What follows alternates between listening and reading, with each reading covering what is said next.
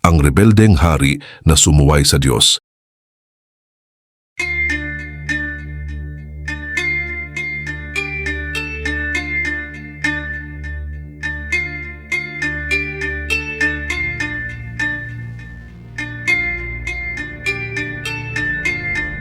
Ang imahe ni Nimrod ay binanggit sa loob ng mga siglo na babalutan ng mga anino at kontrobersiya.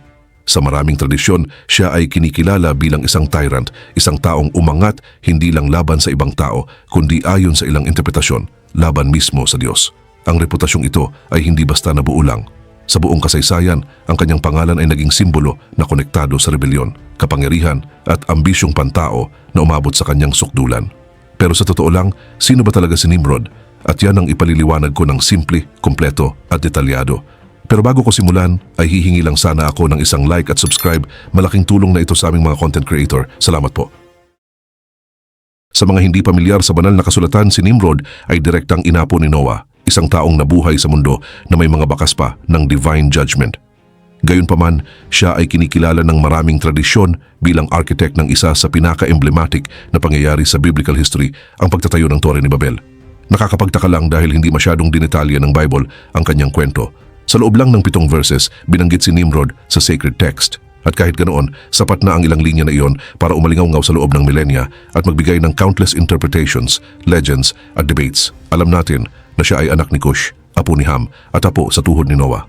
Alam din natin na siya ay inilarawan bilang isang mighty man sa earth, isang warrior, isang hunter. Pero ang mga simpleng salitang ito ay may mas malalim na kahulugan kapag tiningnan sa loob ng biblical context. Hindi lang sinasabi ng text na siya ay malakas. Sinasabi nito na siya ang unang naging mighty. Ang pagkakaibang ito ay importante dahil nagpapakita ito ng paglitaw ng isang bagong bagay sa human history. Hindi lang strength, kundi dominion, influence, authority na nakafocus sa kamay ng isang tao. At dito mismo, nagsisimulang maging mas komplikado ang larawan ni Nimrod. Sa mga ancient traditions, may nagsasabi na si Nimrod ay hindi lang hunter ng hayop, kundi ruler ng mga tao. Isang leader na nagtipon ng mga tao, nagtayo ng mga lungsod at nagtatag ng unang centers of power pagkatapos ng baha. Isang taong nag-transform ng scattered survivors sa isang organized civilization pero posibleng naging centralized system din ng control. Dahil dito, may tanong na hindi maiwasan. Bayani ba siya o siya ang unang malaking rebelde ng sangkatauhan? Para masagot ito, kailangan nating bumalik sa biblical text. Si Nimrod, na kilala bilang Nimrod sa Hebrew, Nimrod sa Aramaic at Nimrod sa Arabic, ay lumilitaw sa mga aklat ng Genesis at Chronicles. Ang pangunahing description niya ay nasa Genesis 10, 8-12. Isang passage na sa unang tingin ay parang simpleng genealogy lang, pero may tinatagong napaka-importanting impormasyon. Siya ang nagsimulang maging mighty sa mundo. Siya ay isang mighty hunter sa harap ng Panginoon. Kaya sinasabi, gaya ni Nimrod, isang mighty hunter sa harap ng Panginoon. At ang simula ng kanyang kaharian ay Babel, Erech, Akkad at Kal sa land of Shinar. Mula sa lupang iyon ay pumunta siya sa Assyria at itinayo ang Nineveh, Rehoboth, Kala at Resen sa pagitan ng Nineveh at Kala na siyang great city. Ipinapakita ng text na ito ang isang kahangahangang bagay. Si Nimrod ay hindi lang simpleng malakas na tao, siya ay builder ng mga kaharian. Ang Babel na kalaunan ay naging simbolo ng confusion at human pride ay lumilitaw bilang simula ng kanyang dominion. Mula doon, lumawak ang kanyang kapangyarihan. Nagtatayo ng mga lungsod, nag-organize ng teritoryo, nagsimula ang political structures. Parang nakikita natin ang pagsilang ng unang post-flood civilizations at sa gitna ng lahat ng iyon, isang pangalan ang nasa sentro, Nimrod. Sa First Chronicles, may klilang ang pagbanggit, pero pinapatibay nito ang kanyang unique na posisyon. Si Cush ay nagkaanak kay Nimrod. Siya ang nagsimulang maging mighty sa daigdig. Muli, pinipilit ng text ang detalye na ito. The first, parang minamarkahan ang simula ng bagong era, pagbabago sa paraan ng pag-organisa ng tao, pamumuno at posibleng rebelyon. May isa pang final reference na makikita sa prophetic context na binabanggit ang land of Nimrod bilang simbolo ng kapangyarihan at impluensya. Sila ay magpapastol sa land of Assyria gamit ang espada at sa land of Nimrod gamit din ang espada. Dito, ang pangalan niya ay hindi na lang tumutukoy sa tao, kundi sa rehiyon, sa legacy, sa structure na nananatiling konektado sa kapangyarihan kahit ilang henerasyon na ang lumipas. Batay sa mga text na ito, unti-unti nating nakikita ang kanyang identity. Si Nimrod ay anak ni Cush mula sa line ni Ham, isa sa 3 line na nag-repopulate sa mundo pagkatapos ng baha.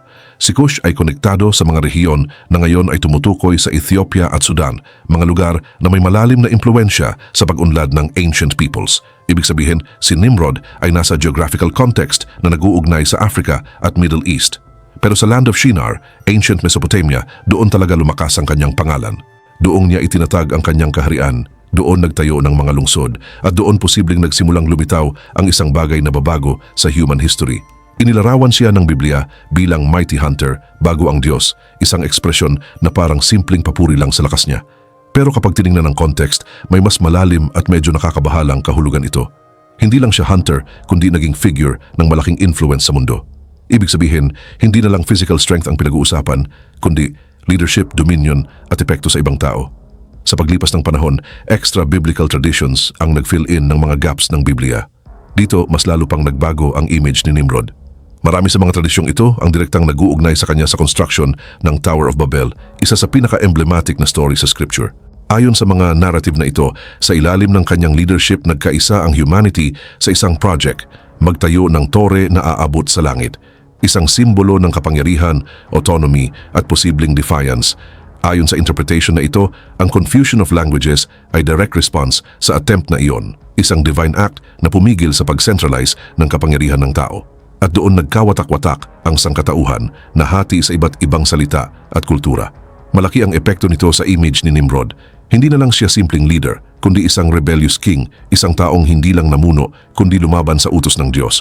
Ipinapakita ng scriptures na ang simula ng kanyang dominion ay kasama ang mga lungsod tulad ng Babel, Erech, Uruk, Akkad at Kal, lahat sa region ng Shinar. Hindi random ang mga pangalan na ito. Isa sila sa pinaka-ancient urban centers sa human history, mga lugar kung saan nagsimulang mabuo ang unang sibilisasyon. Hindi man direktang sinasabi ng Bible na siya ang nagtatag ng mga lungsod na ito, ipinapakita nito na siya ang namuno o may malakas na impluensya. At dito, lumilitaw ang isang mahalagang tanong. Ito ba ang unang empire sa history? May interesting ambiguity ang original Hebrew text kapag binanggit ang expansion sa Assyria. Hindi malinaw kung si Nimrod ba mismo o si Asher ang nagtayo ng Nineveh, Rehoboth, Kala at Resen. Dahil dito, iba't ibang interpretation ang lumitaw sa loob ng mga siglo. May mga scholars na naniniwalang si Nimrod ang may responsibilidad sa expansion na ito at iniuugnay siya sa pinagmulan ng Assyrian power. May iba namang nagsasabi na si Ashur ang founder ng mga lungsod na ito. Pero kahit alin pa doon, malinaw ang isang bagay. Ang pangalan ni Nimrod ay konektado sa pinakaunang malalaking centers of power sa human history. Isa pang mahalagang detalye ay ang kanyang lineage. Si Nimrod ay hindi galing sa line ni Shem, kundi sa line ni Ham. Si Ham ay konektado sa mga regions ng Africa tulad ng Ethiopia at Sudan at iba pang lugar na lumawak sa paglipas ng panahon. Ibig sabihin, si Nimrod ay nasa malawak na cultural at geographical context na nag-uugnay sa iba't ibang tao at teritoryo. At sa ganitong setting, may nangyaring hindi pa nangyari noon. Pagkatapos ng baha, habang ang humanity ay scattered pa at vulnerable, may isang taong lumitaw na nag-centralize ng power. Isang taong nagtatayo, nag-oorganisa at namumuno. Kaya sa Jewish at Christian traditions, siya ay naging unang great king pagkatapos ng baha. Hindi lang simpleng leader, kundi nagpasimula ng model ng government. At dito lumakas ang koneksyon niya sa Tower of Babel. Kahit hindi diretsong sinasabi ng Bible na siya ang nag-lead nito, maraming ancient interpreters ang nakakita ng koneksyon na iyon bilang natural. Isa sa kanila ay si Flavius Josephus, isang 1st century Jewish historian at contemporary ni Jesus. Sa kanyang akdang Antiquities of the Jews, sabi niya na maghihiganti siya sa Diyos kung muling lunurin ang mundo dahil magtatayo siya ng tore na sobrang taas para hindi abutin ng tubig at para ipaghiganti ang kanyang sarili sa Diyos sa pagwasak sa kanilang mga ninuno. Malakas ang description na ito. Ginagawa nitong hindi lang architectural project ang tower, kundi isang act of defiance. Isang simbolo ng distrust sa Diyos, isang attempt na mag-secure ng safety nang hindi umaasa sa Creator. Hindi lang si Josephus ang may ganitong interpretation. Ang Talmud at ibang ancient Jewish writings ay inuugnay din si Nimrod sa rebellion na ito. May mga interpreter tulad ni Nafo at Yanan Ben Zakkai na nag-analyze ng expression na a mighty hunter before the Lord sa ibang paraan. Para sa kanila, ang salitang before ay maaaring hindi proximity kundi opposition. Parang sinasabi na si Nimrod ay hindi lang nasa harap ng Diyos, kundi laban sa kanya. At binabago nito ang buong meaning. Mula simpleng hunter, naging hunter of men, isang leader na hindi lang nagtipon ng tao, kundi nagdala sa kanila sa direksyong posibleng malayo sa divine will. At dito, mas lumalalim pa ang kwento. Sa loob ng mga siglo, ang pangalan ni Nimrod ay hindi lang naaalala, kundi binibigyang kahulugan, ini-interpret at muling ini-interpret. May mga ancient writings tulad ng Pseudo-Philo at Biblical Antiquities na nagdadagdag pa sa misteryo. Sa rabbinic tradition, may attempts ding intindihin ang meaning ng pangalan niya. May linguistic detail pa. May mga komentaryo na inuugnay ang pangalang Nimrod sa Hebrew root na konektado sa rebellion, rebel. Hindi lang ito etymology, kundi tumutugma sa image na nabuo sa kanya. Pero may tanong, ito ba ay original meaning niya o huli na lang na interpretation? Sa paglipas ng panahon, nadagdagan ng layers ang kanyang figure. At habang nadadagdagan ng layers, mas nagiging malinaw na hindi lang siya ordinaryong karakter. Isa siyang simbol ng kapangyarihan, leadership at posibleng rebellion. Sa mga tradisyong ito, si Nimrod ay leader ng descendants ni Ham, ang mga Hamites, isang leader na nag-unify ng mga tao. Ayon sa mga narrative, pinagsama niya ang iba't ibang peoples sa land of Shinar, ancient Babylon, hindi lang Hamites, kundi pati Semites at kahit mga Japhethites. Parang sa unang pagkakataon pagkatapos ng baha, muling nagkakaroon ng concentration ng humanity.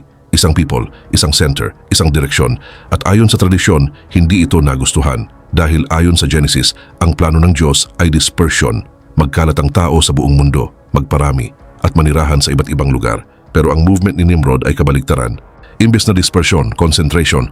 Imbes na diversity, centralization. At dito nagbabago ang pagbasa sa Babel. Hindi na lang ito building, kundi ideological project, unity na hindi sigurado kung aligned sa Diyos. Si Pseudo-Philo, isang 1st century writer, sinusuportahan ito sa pagpresent kay Nimrod bilang pinakamataas na leader ng Hittites. Binabanggit din niya ang ibang figures tulad ni Joktan at Javan na may kaugnayan sa Babel. Parang isang global attempt na i-organize ang humanity, isang alliance ng mga peoples, coordinated structure, pero posibleng hindi tugma sa original plan ng Diyos. May isa pang ancient text, ang Book of Jubilees. Dito, si Nimrod ay binanggit bilang ama ni Azurad. Si Azurad ay asawa ni Eber at ina ni Peleg. Kung susundin ang tradisyong ito, si Nimrod ay konektado kahit papaano sa lineage na magbubunga kay Abraham. Isang surprising link, rebel figure na nakakabit sa line ng promise. May ibang traditions pa na inuugnay siya sa Sumerian peoples at Kushite groups na tinatawag ang sarili nilang people of the black-faced. Ipinapakita nito na ang impluensya ni Nimrod ay posibleng lumampas pa sa biblical description. May isa pang Arabic text, ang Kitab al-Magal. Dito, si Nimrod ay inilalarawan bilang hari na may vision ng dark cloth at crown sa langit. Pagkagising niya, pinagawa niya ito sa isang weaver. Parang gustong gawing real ang nakita niya sa vision. Mas nagdadagdag ito ng misteryo kaysa sagot. At kapag pinagsama ang lahat, biblical at extra-biblical traditions, isang bagay ang malinaw. Si Nimrod ay hindi lang historical character. Siya ay figure na tumatawid sa history, tradition at interpretation.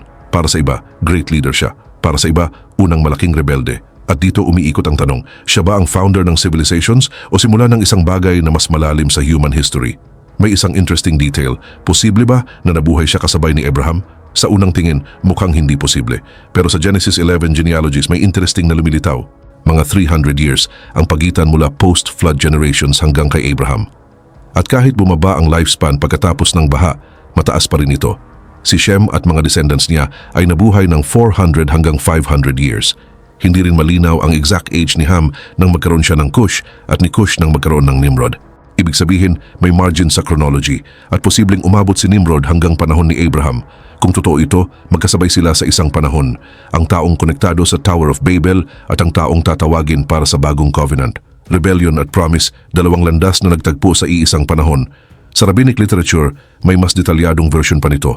May mga text na nagsasabing si Nimrod ay may prophetic dream tungkol sa batang ipapanganak na magiging dahilan ng kanyang downfall, si Abraham. Dahil dito, sinubukan daw niyang ipapatay si Abraham habang bata pa ito. Pero ayon sa tradisyon, hindi ito nagtagumpay. Nabuhay si Abraham at lumaki. Hindi ito direktang nasa Bible, pero nagpapakita ito ng interpretation ng ancient traditions tungkol sa tension ng dalawang figure. Parang si Nimrod ay represent ng centralized power, habang si Abraham ay simula ng bagong path, faith, hindi power. May isa pang interesting na connection, ang Epic of Gilgamesh, isang pinaka-ancient epic text. Si Gilgamesh ay isang hari, warrior, at minsan ay parang semi-divine sa description, pero siya rin ay oppressive ruler, cruel at dominant, parang kahawig ng image ni Nimrod. Pareho silang kings, pareho silang powerful, pareho silang may dominion sa Mesopotamia. Sa epic, may figure na si Utnapishtim na nakaligtas sa Great Flood sa pamamagitan ng barko sa utos ng divine instruction. Halatang may parallel ito sa Noah story. Dito, lumilitaw ang tanong, iisang source ba ang mga kwento o magkakaibang version ng iisang event? Kung oo, maaaring nabuhay si Nimrod sa panahong sariwa pa ang alaala ng baha. panahon ng transmitted stories tungkol sa judgment at survival, at posibleng dito nagmumula ang pattern, isang tao na ayaw tumanggap ng limitasyon, hindi fully trusting, gusto ng control, gusto ng security laban sa future judgment. Kahit hindi sila iisang tao, mahirap hindi makita ang similarity ng archetype. Ang powerful king, builder ng cities, challenger ng divine order. At sa biblical narrative, hindi lang si Nimrod kundi marami sa descendants ni Noah ang hindi sumunod sa utos na magkalat sa buong mundo. Naging concentrated sila sa land of Shinar.